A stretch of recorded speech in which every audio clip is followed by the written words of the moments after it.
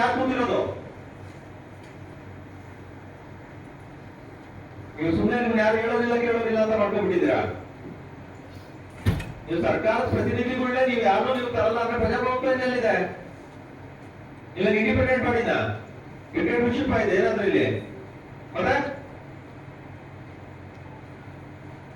ನೀವು ನೆಕ್ಸ್ಟ್ ನಿಮ್ದು ಯಾವುದೇ ಕಾರ್ಯಕ್ರಮ ಇರಲಿ, ಲೋಕಲ್ ಪಂಚಾಯತಿ ಮೆಂಬರ್, ಅಧ್ಯಕ್ಷರು, ಸಂಬಂಧಪಟ್ಟಿರೋ ಅಂತವ್ರು ಯಾರಿದ್ದಾರೆ ಪ್ಲಸ್ MLA ನಮ್ ಗಮನಕ್ಕೆ ತರ್ಬೇಕು.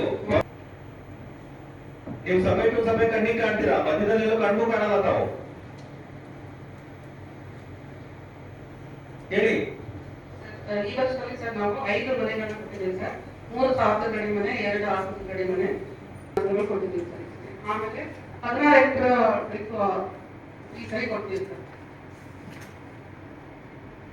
ಅದೇ ಸಾಹೇಬ್ರು ಮನೆ ಮಾತಾಡ್ಮೇಲೆ ಈ ವರ್ಷದಿಂದ ಬೇಕು ತಗೊಂಡು ಕೊಡ್ತೀವಿ ಅಂತ ಹೇಳಿದ್ವಿ ಸರ್.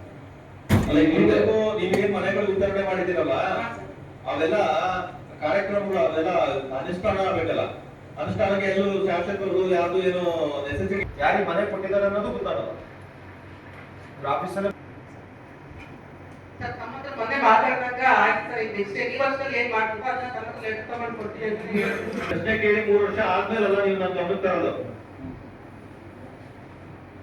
ಎಲ್ಲ ರೈತರಿಗೆ ಏನಾಗಿದೆ ಅಂದ್ರೆ ಶಾಸಕರೇ ಬೇಕಾಗಿ ನಾವು ಆಫೀಸರ್ಗೆ ಎನಿ ಸ್ಕೀಮ್ ಅನುಷ್ಠಾನ ಆಗ್ಬೇಕಾದ್ರೆ ಗಮನಕ್ಕೆ ಬರ್ಬೇಕು.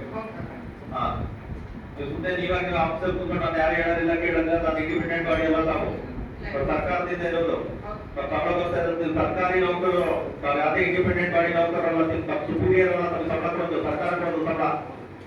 ಗೊತ್ತಾಗತ್ತಾ?